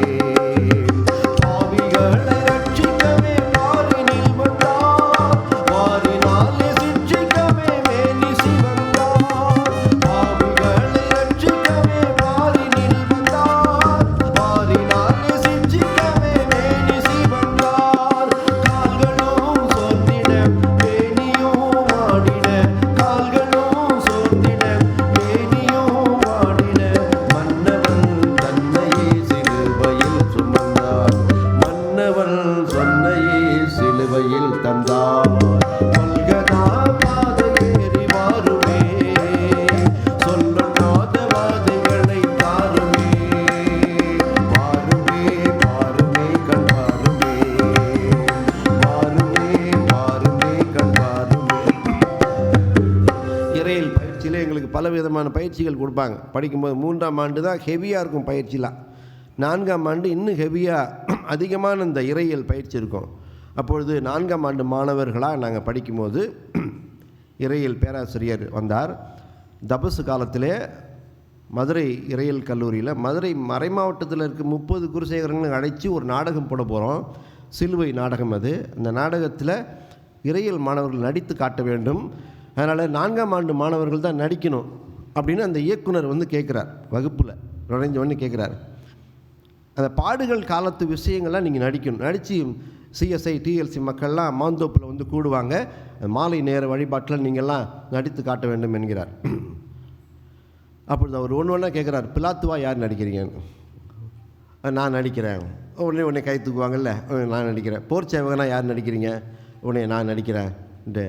எல்லாம் இயேசுவா யார் நடிக்கிறீங்க அப்படின்னோடனே நான் நடிக்கிறேன் அப்படின்னு ஒருத்தர் ஏஞ்சார். பாக்கி எல்லோரும் அமைதியாக இருந்தாங்க. இயேசுவா நான் நடிக்கிறேன் அப்படின்னு சொல்லிட்டார். உடனே எல்லாருக்கும் ரொம்ப சந்தோஷம். ஆகா, நம்ம சொல்லியிருக்கலாமே. ஏன்னா எல்லார் கண்களும் யார் மீது இருக்கும்? பிலாத்து மேலே இருக்க போது, போர்ச்சவன் மேலே இருக்க போது இல்லையே. இயேசுவை ஆகா நம்ம சொல்லியிருக்கலாமேன்னு கடைசி வரைக்கும் ஒரே மன உளைச்சலாகவே இருந்தானுங்க. 30 நாட்கள் பயிற்சி நடக்குது, சேப்பலில் நடக்குது. மாலையில் தினம் பயிற்சி நடக்குது. இயேசு கிறிஸ்துவுக்கு நிறைய டைலாக்லாம் கொடுத்து அழகாக எல்லோரும் கவனிக்கிறீங்களா? இது கொஞ்சம் கவனிங்க. ஒரு முக்கியமான ஒரு நாடகம், நீங்களும் வெளியில் சொல்லலாம். 30 நாட்களும் சிறப்பான பயிற்சியெல்லாம் நடக்குது. 30வது நாள் குருத்தோலை ஞாயிறு அன்றைக்கு மதுரை அரசரடி இறையியல் கல்லூரியில் பட்டமளிப்பு விழா. அதுக்கு ஒரு அர்த்தம் இருக்குங்க. நீங்கள் குருத்தோலை ஞாயிறில் டிடிஎஸ் பேராசிரியர் யாரையுமே பிரசங்கத்துக்கு கூட முடியாது. அது குருத்தோலை ஞாயிறன்று பட்டமளிப்பு விழா நடைபெறும். இயேசுவின் மீது பாடுகளை சுமத்தி வைத்து கழுதை ஊர்வலமாக எருசலேம் நோக்கி அனுப்பியதை போல் உங்களை நாங்கள் அனுப்புகிறோங்கிறாங்க. அதனுடைய அர்த்தம் அதான். குருத்தோலை ஞாயிறு அன்றைக்கு தான் பட்டமளிப்பு விழாவை வைக்கிறாங்க. அன்று மாலை இந்த நிகழ்ச்சி இந்த நாடகம் 5 மணிக்கெல்லாம் எல்லோரும் சிலுவை எல்லாருமே அந்த நாடகத்துக்கு ஆயத்தமாகி 4ஆம் ஆண்டு மாணவர்களாக வர்றாங்க. அப்பொழுது ஒரு 5 அடி சிலுவையை செஞ்சு குறுக்கே நெடுக்கமாக எடுத்துகிட்டு போகிறாங்க. அப்பொழுது அந்த இயேசு சொன்னார், டேய் இது என்னடா குறுக்க பெரிய சிலுவை ஒன்று போகுது அப்படின்னாரு. தெரியலடா. இல்லைடா, இது ப்ராக்டிஸில் இதெல்லாம் சொல்லவே இல்லையே எனக்கு. நீ இயேசு தானே? அந்த பிரின்ஸ்பால் வீட்டிலேருந்து அந்த மண்டபம் வரைக்கும் நீ தாண்டா சுமக்கணும், நாங்களாம் பின்னாலேயே வருவோம்டா. ஐயோ, இதெல்லாம் இயேசுவாக நடிக்கலாம். அப்படியே பிரதர்ஸ்லாம் பார்த்தீங்கன்னா செம்ம நடிப்பாங்க. அவங்களுக்கு தான் புகழ்ச்சியாக இருக்கும். ஆனால் சுமைகளை சுமக்கிறதுக்கு ஒரு ஸ்டெப்பு பின்னால் தான் வைப்பாங்க. அதை தான் இந்த நிகழ்ச்சி சுட்டி காட்டுகிறது. இந்த சிலுவையெல்லாம் ப்ராக்டிக்கலாக செஞ்சு எடுத்துகிட்டு போகிறாங்களே, என்னடா விஷயம்னு இவன் கேட்குறான். அப்போது சொல்கிறாங்க, இயேசுவாய் நடிக்கணும்னு முடிவு பண்ணிட்டா சில பாடுகளையும் நீ என்ன செய்யணும், ஏற்றுக்கொண்டு தான் ஆக வேண்டும். ஆனால் எல்லோரும் ஒன்றை தான் பார்ப்பாங்க, எங்களெல்லாம் பார்க்க மாட்டாங்க. பிலாத்துவையும் ஏரோதையும் போர் சேவகரையும் பார்க்க மாட்டாங்க, ஒன்றையே தான் பார்ப்பாங்க. ஆனால் நீ சில பாடுகளை ஏற்றுக்கொள்ள வேண்டும். ஐயோ சரி, ஏதோ நீங்கள் சொல்கிறீங்க செய்துறேன்னா அவர் கொஞ்சம் தூரம் அவர் தூக்கிட்டு போகிறார். தூக்கிட்டு போய் அந்த ஸ்டேஜ் மேலே அவர் ஏற்றுறாங்க. ஏற்றின பிறகு அவருக்கே தெரியாமல் எல்லோரும் ஓடி வந்து அவர் அதில் கட்டி மேலே தூக்கி நிறுத்திடுறாங்க. ஐயோ, இதெல்லாம் இல்லையடா, அந்த சேப்பலில் ப்ராக்டிஸ் பண்ணும்போது என்ன இல்லை, இதெல்லாம் எதுவுமே இல்லையே. முதலாம் வார்த்தை பிதாவே இவர்களுக்கு மன்னியும், அதெல்லாம் சொன்னவே, அதெல்லாம் டயலாக்காக தானே சொன்னீங்க. இப்படி ஒரு நாளும் நீங்கள் பயிற்சி கொடுக்கலையா? என்னால் அதெல்லாம் சொல்ல மாட்டாங்க. நேராக ஏசுசாமி எப்படி தூக்கி கட்டினாங்களா உடனே தூக்கி கட்டிட்டாங்க. முதல் வார்த்தை அவன் மேலே ஏறின உடனே இறப்பு வாங்க ரொம்ப கஷ்டப்பட்டு சொன்னால், பிதாவே இவர்களை மன்னியும், தாங்கள் செய்கிறது இன்னது என்று அறியாது இருக்கிறார்கள். பயிற்சியில் கொடுக்காதவைகளையெல்லாம் கொடுக்குறாங்கய்யா. கஷ்டப்பட்டு சொல்கிறான். 2வது வார்த்தை பேசுகிறான், 3வது வார்த்தை பேசுகிறான், 4வது வார்த்தை. கீழே உள்ளவங்களாம் சில விஷயங்கள் டயலாக் பேசணும் வேண்டி தான் அவர் 2ஆம் வார்த்தை பேசணும் இருக்குது. 3வது வார்த்தைக்கு முன்னால் சில விஷயங்கள்லாம் பேசின பிறகு தான் 3வது வார்த்தையை அவர் பேசுவார். யார்? ஏசுசாமி பேசுவார். அப்படி இருக்குது. ஆனால் இங்கே கீழே டயலாக் பேசுகிறவங்களாம் லேட்டாக பேசுகிறாங்க. வேணுக்குன்னு சித்த நேரம் நீ தொங்குடா மேலேயே, எவ்வளவு அட்டகாசம் பண்ணல ப்ராக்டிஸில், கொஞ்ச நேரம் நீ தொங்கு அப்படின்னா இந்த கையெல்லாம் வச்சு கட்டியிருந்தா எப்படி இருக்கு அவருக்கு? ஏசுசாமிக்கு உடலெல்லாம் அப்படியே ஆடுது, வலிக்குது. அப்பொழுது குறுக்க ஒரு போர் சேவகர் வந்தார். வந்து நல்ல வேளை அவன் அப்படி கேட்டானா. அவர் சொல்கிற, ஏசுசாமி சொல்ல, நீ தேவனுடைய குமாரனே என்னால் கீழே இறங்கி வாரும்னு சொல்கிறா. உடனே இவர் இறங்கி கீழே ஸ்க்ரீனுக்கு பின்னால் போயிடுறாரு. யார்? ஏசுசாமி போயிடுறார். நீ தேவனுடைய குமாரனே என்னால் கீழே இறங்கி வாரும்னோடனே இவர் இறங்கி கீழே போயிடுறாரு. போனவுடனே அந்த டைரக்டர் ஓடி போய் கேட்குறாரு, இன்னும் 3 வார்த்தை இருக்குது, நீ மேலே தான் இருக்கணும், கீழே எல்லாம் இறங்கி வர முடியாது, நீ மேலே போயிருந்தா எப்படி நீ இறங்கி வந்தேன்? இல்லை அவன் என்ன கேட்டான் பார்த்தீங்களா, நீ தேவனுடைய குமாரனையால் கீழே இறங்கி வாங்கினா, நீங்களும் டைலாக்ல இல்லாதெல்லாம் எவ்வளோ சொன்னீங்க, இப்போ நானும் சொல்கிறேன், நான் தேவனுடைய குமாரன் தான், நான் இறங்கி வந்திருக்கேன், நீ பார்த்துக்கையாகிறான். இப்போ இந்த நாடகத்துக்கு என்ன பதில் சொல்ல முடியும் சொல்லுங்க? அழகாக ஞானவரம் அண்ணா அழகாக முடிப்பார். வாய்ப்பு இருந்தும், தப்பிச் செல்ல வாய்ப்பு இருந்தும், தேவகுமாரனாகி ஆண்டவர் இயேசு கிறிஸ்து தப்பிச் செல்ல வாய்ப்பு இருந்தும் அவர் அந்த சிலுவையின் பாடுகளை ஏற்றுக்கொண்டு தொங்கினார், உங்களுக்கு எனக்காக மரித்தார்னு முடிப்பாங்க இந்த கதையை. அருமையான இறை மக்களே, மிஸ் அண்டர்ஸ்டாண்டிங் தான் இந்த ஒப்புரவாக்குதலை உருவாக்கியது. ஒப்புரவாக்குதலின் ஊழியத்தை நமக்கு ஒப்படைத்திருக்கிறாருன்னு சொல்லி தான் நாங்கள் இதை முடிக்க போகிறோம். அதனால் அதை ஒரு நேரங்காலம் பார்க்காம ஒரு 10 நிமிஷம் உட்காந்துருப்பீங்கன்னு விசுவாசிக்கிறேன். வாரத்தில் 1 மணி நேரம் நாம் ஒரு முறை பாடிட்டு இந்த இறை சிந்தனையை நான் முடித்து கொள்ள விரும்புகிறேன். வாரத்தில் 1 மணி நேரம் நாம் கிறிஸ்தவங்க மணி கட்டிக்கிட்டு தான் கோயிலுக்குள்ளே வருவோமா? 1 மணி நேரம் ஆயிடுச்சு, 8 to 10:30 அதான் சர்ச்சு முடிஞ்சிருவாங்க, ஐயா முடிச்சிருவாங்க.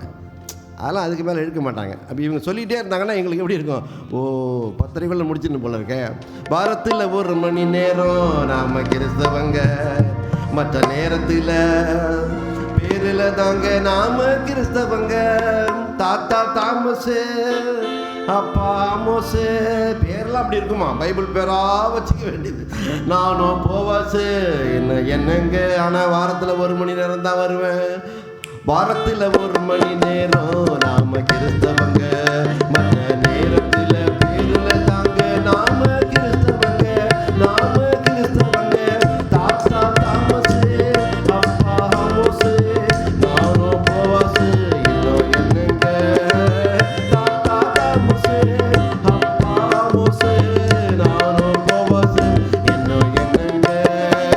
வாரத்தில் செய்த பாவம் யாருக்கு தெரியும்?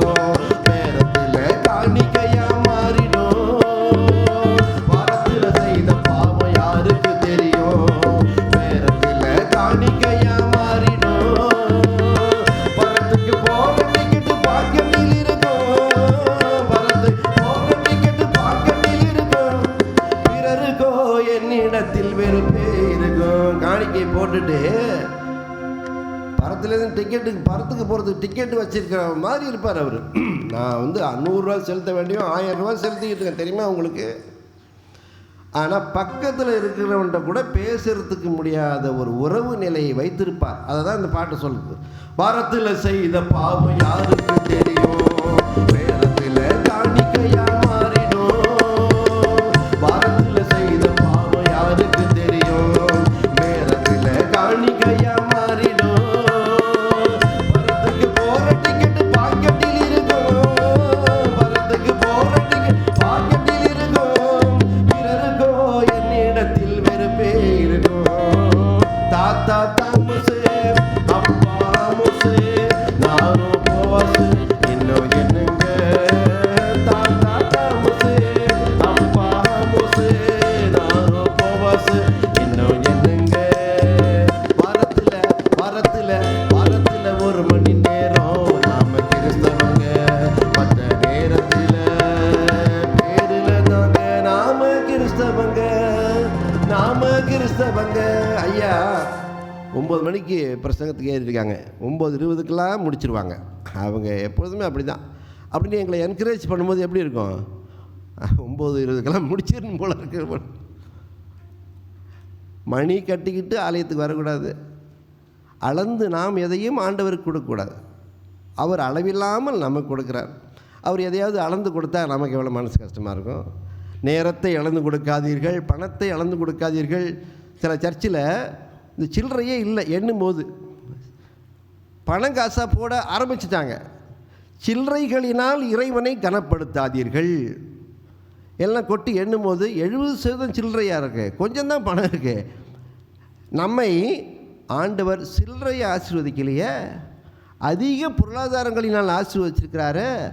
அந்த சத்தம் போடாத காணிக்கை செலுத்தினா என்ன? அருமையான இறை மக்களே, ஆண்டவர் நம்மை அதிகமாய் நேசிக்கிறார். இந்த தபசு காலம் என்பது நம்மை திருத்தி கொள்ளவும் கிறிஸ்துவை தரித்து கொள்ளவும், அருள் பிரகாஷ் அழகாக எழுதுவார், கிறிஸ்துவை நம்மை நாமே திருத்தி கொள்ளவும் கிறிஸ்துவை தரித்து கொள்ளும் காலம் இது. எனவே தபசு காலத்தை இன்னும் நாம் அதிகமாக நெருங்கி அதை கிட்டிச் சேர அழைக்கப்படுகிறோம். எனவே அருமையான இறை மக்களே, அதனால தான் மிஸ் அண்டர்ஸ்டாண்டிங், புரிந்து கொள்ளாமை, இயேசுவை கலகக்காரன் என்கிற பேய்களின் தலைவன் என்றார்கள். உங்களையும் என்னையும் தவறாக புரிஞ்சுக்குவாங்க, தவறாக பேசுவாங்க. கவலையே இல்லை, நீங்கள் பேசுவாங்க தான், நம்ம கிறிஸ்தவர்களாக வாழ்றதுனால இப்படி பேசுவாங்க தான். அதனால தான் ஒரே ஒரு வசனம் நமக்கென்று இன்றைக்கு ஊழியம் ஒப்படைக்கப்படுகிறது.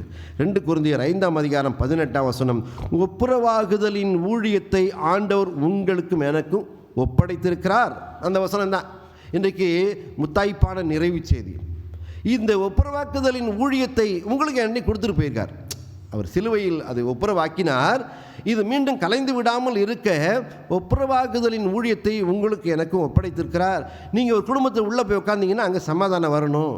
ஒரு திருச்சபையில் ஒரு குருசேகரத்துக்குள்ளே போனீங்கன்னா உங்களால் சமாதானம் வரணும். ஒரு சமூகத்துக்கு உள்ளே போனீங்கன்னா, ஒரு தெரு உள்ளே போனீங்கன்னா உங்களால் அங்கே சமாதானம் வர வேண்டும். ரெவரன் ஸ்டீஃபன் சுந்தர் சிங் ஐயா யாப்போக்கு நதிக்கரையில் ஜெபம் செய்தது குறித்து சொல்லுவார். அவர் ஏசாவோடு ஒப்புரவாகுவதற்கு அவர் ஒரு ப்ரேயர் பண்ணாருன்னு ஒரு செர்மன் ஒன்று பண்ணுவார். அந்த செர்மனில் ஒரு 3 விஷயம் சொல்லுவார். நீங்கள் ஏசாவோடு ஒப்புரவாக வேண்டும் என்றால் 3 விஷயத்தை இழக்கணும். நீங்கள் மற்றவர்களோடு ஒப்புரவாக வேண்டும், சமாதானமாக வேண்டும் என்றால் 3 விஷயத்தை இழக்கணும்னு ரெவரன் ஸ்டீஃபன் சுந்தர் சிங் ஐயா சொல்லுவாங்க. அவன் சொல்லுவாங்க, ஹீ லாஸ்ட் ஹிஸ் ஹெல்த். அப்படி அவன் தாங்கி நடந்தான், சுளுக்காயிருச்சு, அவன் நொண்டி நடந்தான். ஒன்று, நீங்கள் சிலவற்றை இழந்தாக வேண்டும். இந்த ஒப்புரவுக்கு ஒரு படி நீங்கள் எடுத்து வைக்கணும்னா ஒரு சில விஷயங்களை இழந்தாக வேண்டும். அவர் சொல்லுவார், he lost his health, he lost his money. ஆடு மாடுகளை எல்லாம் போன போது கொடுத்து அனுப்பி சகோதரனை சமாதானப்படுத்தினார். He lost his money, he lost his name. அவருடைய பெயரையே அவர் இழந்தார். யாக்கோபுங்கிற பேர் இல்லை, இஸ்ரேல் என்று அழைக்கப்படுவாய் என்கிறார். அடிப்படையில் பேரே போயிடுச்சு அவருக்கு. இது என்ன நமக்கு சுட்டி காட்டுகிறது? இழத்தலே ஒப்புரவை கொடுக்கும், இழத்தலே சமாதானத்தை கொடுக்கும். இழந்து பலன் கொடுங்கள், இழந்து மகிழ்ந்திருங்கள். அருமையான இறைமக்களை, இந்த அருமையான நல்ல நாளிலே ஆண்டவரை பணம் என்று தான் எல்லா உலகமே இன்றைக்கி ஓடிக்கிட்டு இருக்கு. பணம் கொடுத்தா சமாதானத்தையும் வாங்கிடலாம், பணத்தினால பிரிவினைகளும் ஆகிடுது. பணத்தால் தான் பிரச்சனையே வருது. ஒரு கணவன் மனைவி 7 நிமிஷத்துக்கு மேலே சண்டை இல்லாமல் ஒரு பட்ஜெட் போட்டாங்கன்னா, குடும்ப கணக்கு வழக்கு எழுதிட்டாங்கன்னா அவங்க சக்ஸஸ்ஃபுல் தம்பதிகளாக. நான் நகைச்சுவைக்காக சொல்லிட்டேன். 7 நிமிஷத்துக்கு மேலே அவங்க ஒரு குடும்ப பட்ஜெட்டை சண்டை இல்லாமல் போட்டாங்கன்னா அவங்க சக்ஸஸ்ஃபுல் தம்பதிகளாக. பணம் உறவுகளை பிரிக்கிறது. பணம் உறவுகளுக்குள் பிரச்சனைகளை ஏற்படுத்துகிறது. சண்டை சச்சரவை உருவாகிறதே பணத்தில் தானா. ஒரு கதை சொல்லி நான் எங்கள் குடும்ப கதை ஒன்று சொல்லி நான் முடிவு செய்து கொள்ள விரும்புகிறேன். நாங்கள் டிடிஎஸில் 4ஆம் ஆண்டு படித்து கொண்டிருந்தபோது எங்கள் மாமனார் ஆசிரியராக ஓய்வு பெற்றவர். கணவன் மனைவி பிள்ளைகளோடு தான் படிக்க போனோம். எல்லாம் 3 வயசு 1.5 மாதம் குழந்தையோடு தான் அங்கே படிக்க போனோம். அப்போ ஐரம்மாவுக்கு வேலை இல்லை, நாங்களும் ஸ்டைஃபண்டில் தான் படித்து கொண்டு இருந்தோம். பெரிய அண்ணன் சின்ன அண்ணன்லாம் உதவி செஞ்சாங்க. அப்போது மாமனார் ஒரு கடிதம் ஒன்று எழுதினார். இன்லேண்ட் கவரு அதெல்லாம் இப்போ வர்றதில்லை நம்ம வீட்டுக்கு. அந்த 5 ரூபா கவரு அதெல்லாம் எதுவுமே வர்றதில்லை. இப்போ தான் செல்ஃபோனில் தட்டிட்டு இப்படி தள்ளிடுறோமே. என்வெலப் எனக்கு இன்லேண்ட் கவர் ஒன்று வருது. அன்புள்ள மருமகனுக்கு மகளுக்கு மாமனார் தோத்திரம் கூறி எழுதி கொள்வது, நாங்கள் இந்த மே மாதத்திலே ஒரு 20 நாட்கள் வந்து உங்கள் இல்லத்தில் தங்கலாம் என்று இருக்கிறோம். நானே ஸ்டைஃபண்ட் வாங்கி படிச்சுக்கிட்டு இருக்கிறேன். இங்கே வந்து ஒரு 5-6 பேர் தங்கலாம் எப்படி இருக்கும்? ஐரான பேருக்கு தங்கினா சரி பரவாயில்ல. ஆஹா, இது என்ன பெரிய பெரிய கூட்டமே சிதம்பரத்தில் வந்துடுவாங்க போட்டிருக்கு. எப்படி சமாளிக்கிறது? அதுதான் கஷ்டம். அப்புறம் நான் சொன்னேன், அம்மா மாமா எத்தனை தேதி வராங்கன்னு பாரு. இந்த தேதியில் ஃபுல்லாகவே நான் வந்து டெல்லியில் யூத் ப்ரோக்ராம் இருக்குது, நான் போக வேண்டியிருக்கு, பிஷப் ஐயா என்னை அனுப்புகிறாரு அப்படின்னு. ஆமாம், எங்கள் அப்பா வராங்கன்னா தான் உங்களுக்கு டெல்லியில் ப்ரோக்ராம் இருக்குது, பாம்பேயில் ப்ரோக்ராம் இருக்குது, எங்கள் அப்பா அம்மா வரக்கூடாது. இல்லை நான் போகிறேன், மாமாட்ட சொல்லு, அடுத்த தடவை வேண்டாம் வரலாம்னு சொல்லு அப்படின்னு நான் சொன்னேன். அப்பொழுது அவங்க கொண்டாங்களேன் இந்த தபாலை. நான் உள்ளே போயிட்டு படித்து பார்த்துட்டு திரும்பி வந்து, அப்பா இதை நீங்கள் படிச்சிங்களா? குறிப்பு, நான் வருகிற போது மருமகனுக்கு ஓய்வு பெற்ற பண உதவிகளிலிருந்து 1 லட்சம் ரூபாய் கொண்டு வந்து கொடுக்கலாம் என்று இருக்கிறேன் அப்படின்னு இருக்குது, பார்த்தீங்களா அப்படின்னாங்க. ஐயோ மாமா, இதை முன்னாடியே சொல்ல வேணாமா? ஏமா லெட்டர் அவங்க தான் படிச்சுக்கிட்டு இருந்தாங்க, நான் வந்து கேட்குறது எங்கள் அப்பா கடிதம் போட்டிருக்காங்கன்னு படிச்சுக்கிட்டு இருந்தாங்க. கடைசியில் நான் இதை சொன்ன உடனே பாம்பேயில் வேலை இருக்குது, துபாயில் வேலை இருக்குதுன்னு சொன்ன உடனே அவங்க ரொம்ப வருத்தப்பட்டுட்டு, ஏன்பா இங்கே ஒரு குறிப்புன்னு அப்பா எழுதியிருக்காங்க கவனிச்சிங்களா? கீழே எழுதியிருக்காங்க, நானே பார்க்கல. பணப்பலன்களிலிருந்து 1 லட்ச ரூபாயை கொண்டு வந்து மருமகனிடம் கொடுத்து விட்டு செல்லலாம் என்று இருக்கிறேன் அப்படின்னு அவங்க படித்த உடனே நான் சொன்னேன், நான் வேணால் பிஷப்பையாட்ட சொல்லிவிட்டு நெக்ஸ்ட் இயர் போய்க்கிற மாமாவை பார்த்து ரொம்ப நாளாச்சு கண்ணிலே நிற்கிறாங்க மாமாலாம், வர சொல்லுன்னு. மாமாவை பார்த்து ரொம்ப நாளாச்சு, அத்தையை பார்த்து ரொம்ப நாளாச்சு, வர சொல்லு. 1 நிமிஷம் தாங்க, 1 நிமிடத்தில் ப்ரோக்ராம் நிகழ்ச்சி எல்லாமே மாறுது. மனிதன் மனமாற்றம் அடைகிறான், எல்லாமே மாறுது. அப்போ அவங்க சொன்னாங்க, இதுதான் ஹைலைட்டான விஷயம். அவங்க சொன்னாங்க, இந்த குறிப்புன்னு போட்டது நானாக வாசித்தது, எங்கள் அப்பா எழுதலை. நீங்கள் எப்படி சிந்தி உங்கள் மனசு எப்படி இருக்குன்னு பார்க்குறதுக்காக தான் எங்கள் அப்பா அம்மா வரவானான்னு நீங்கள் நினைக்கிறீங்க. பணம் கொடுத்தா வாங்கங்கிறீங்க. அருமையான இறைமக்களே, பணம் நம்மை சேர்க்கவும் செய்யும், பிரிக்கவும் செய்யும். ஏசா யாக்கோபுல பணம் சேர்க்க செய்து 200 ஆடுகளையும் மாடுகளையும் அனுப்பிவிட்டு சேர்க்க முயற்சி பண்ணுறார். 200 ஆடு மாடுகளுக்காக தான் இவர் பிரிஞ்சு போனார், சொத்து சேர்க்கலான்னு. சேர்க்கவும் செய்யும், பணம் நீக்கவும் செய்யும், உறவுகளை பிரிக்கவும் செய்யும். நம்ம எல்லாரும் ஒரு இடத்துல தான் ஒன்று கூடுறோமா, எல்லாரும் ஒன்றிணை மனதிலே வேற்றுமை இல்லாமல் ஒன்று கூறுகிற ஒரே ஒரு இடம் திருவிருந்து ஆராதனைக்கு. எல்லாம் முட்டி போடுறோம்ல. சண்டையாக இருந்தால் நீ அங்கே முட்டி போட போகிற, சண்டை இல்லைனா நான் இங்கே முட்டி போட போகிறேன்.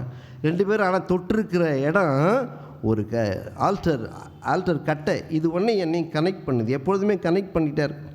உனக்கு ஒரு கருத்து இருக்கலாம், எனக்கு ஒரு கருத்து இருக்கலாம், ஆனால் நீ அங்கே முட்டி போடுவோம், நான் இங்கே முட்டி போடுவோம். நம்ம எல்லாரும் நினைக்கிற ஒரே ஒரு இடம் திருவிருந்தான். அருமையான இறைமக்களே, திருவிருந்து அது ஒரு அன்பின் ஐக்கிய விருந்தாக இருக்கிறது. ராபோஜனத்தில் நாம் எல்லாரும் இறைவனின் பிள்ளைகளாய் ஒன்றிணைகிறோம், ஒன்றிணைய வேண்டும். இந்த ஊழியத்தை உங்களுக்கு எனக்கு இறைவன் ஒப்படைத்துட்டு போயிருக்கேன். இதில் நிறைய பிரச்சனையெல்லாம் வரும், இதில் பணம் காசு பிரச்சனை இருக்கும், மன உளைச்சல் பிரச்சனை இருக்கும். ஆனால் நீங்கள் ஒன்று சேர்த்து வைக்க ஊழியர்களாக செல்லுங்கள். சீர்காழியில் ஒரு குடும்பத்தில் பிரச்சனை. தஞ்சாவூர் பொண்ணு சீர்காழி மாப்பிள்ளை அங்கேருந்து கார் எடுத்துகிட்டு வந்தாங்க. நானும் சார்லி மனோகரன் அண்ணன் எல்லாருமே அந்த 2 கப்பலையும் கூப்பிட்டு உட்கார வச்சு பேசணும். முதல் சிட்டிங் பேசணும், கோச்சிக்கிட்டு அவங்கவுங்க போகிறாங்க. நாங்கள் கொடுத்த ஸ்கூட்டரை நீங்கள் திரும்பி கொடுக்க சொல்லுங்கள், நாங்கள் கொடுத்த பீரோவை திரும்பி கொடுக்க சொல்லுங்கன்னு பேசுகிறாங்க.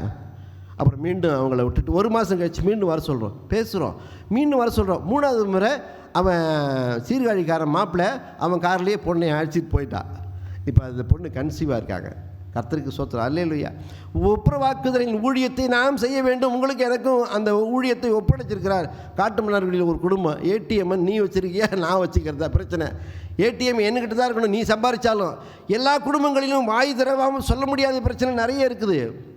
அப்புறம் அந்த குடும்பத்துலேயும் 1 வருஷம் பிரிஞ்சிருக்கிறாங்க கணவன் மனைவியும். அவங்கள கூப்பிட்டு பேசி பேசி பேசி ஏடிஎம் யார்கிட்ட இருந்தால் என்னம்மா பிள்ளைங்களாம் அவங்கள்ட்ட இருக்கணையா, சந்தோஷமாக இருங்க, எங்கே வாங்கய்யா, ஏடிஎம்மே ஒரு பிரச்சனை இல்லையா, பொருளாதாரத்தை கலந்து பேசி நீங்கள் சந்தோஷமாக இருங்க. ஒத்துமையாக சேர்க்கும் ஊழியத்தை உங்களுக்கும் எனக்கும் இறைவன் கொடுத்திருக்கிறார்.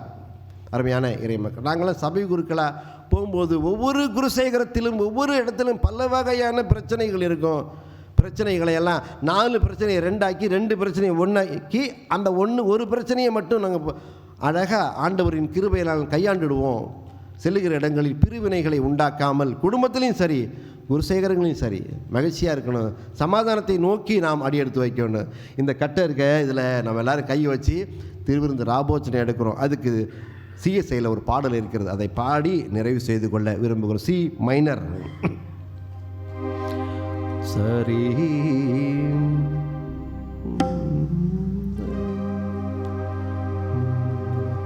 சரிமப்பனி நீ சரி நீதப்பா கமபகரி ரீசா. காபி ராகம்.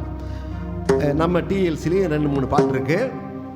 சிஎஸ்ஐயில் இருக்கிற இந்த பாட்டு இது நம்ம கீர்த்தனையில் இல்லை, அப்புறம் சேர்த்துருக்காங்களா என்னமோ தெரியும். போஜனம் தானும் உண்டோ, இப்படி ஒரு உணவு உண்டோ அப்படின்னு இந்த பாட்டு போஜனத்தின் சிறப்புகளை ஆபோஜனத்தின் சிறப்புகளை சொல்லுகிற ஒரு பாடலாக இருக்கிறது. போஜனம் தானும் உண்டோ திருரா போஜனம் போலுலகில்லா போஜனம் தானும் உண்டோ ராசரும் வையக நீசரும் அம்பது ராசரும் வையக நீசரும் அம்பது நேசரும் இயேசுவின் தாசரும் உள்ளிட்ட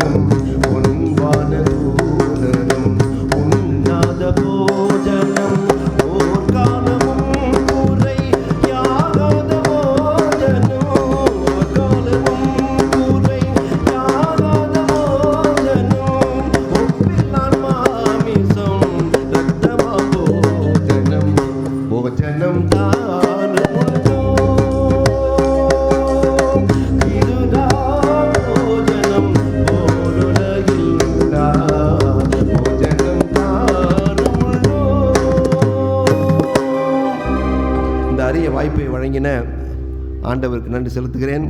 எங்களுடைய மூத்த ஆயர் ரெவரண்ட் டி அகஸ்டினையாவுக்கு நன்றி செலுத்துகிறேன்.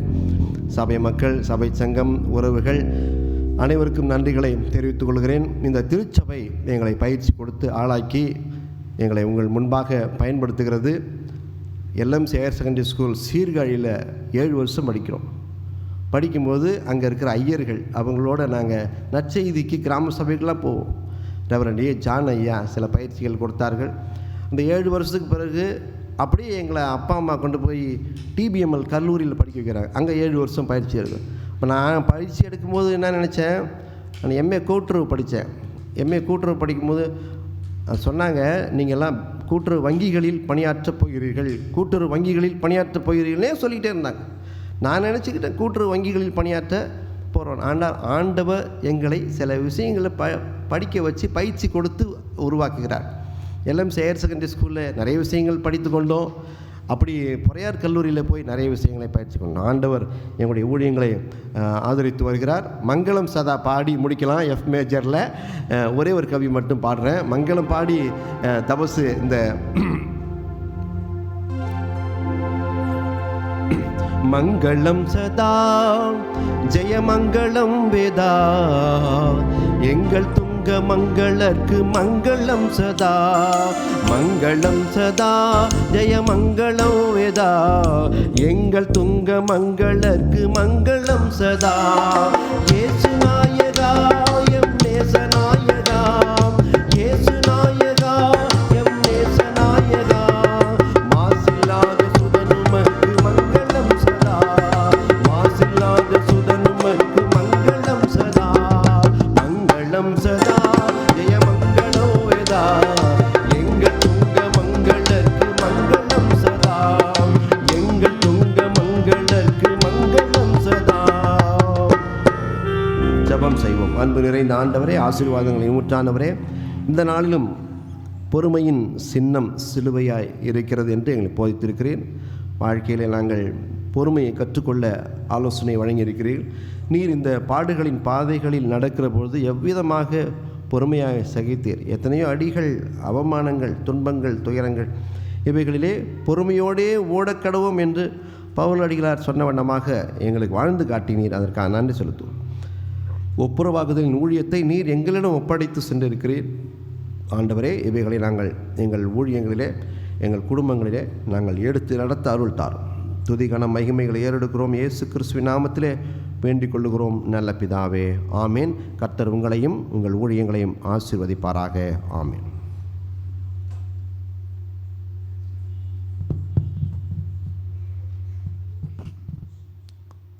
கிறிஸ்துவுக்குள் அருமையான இறை மக்களே, இந்த 2 நாட்கள் தபசு நாட்களுடைய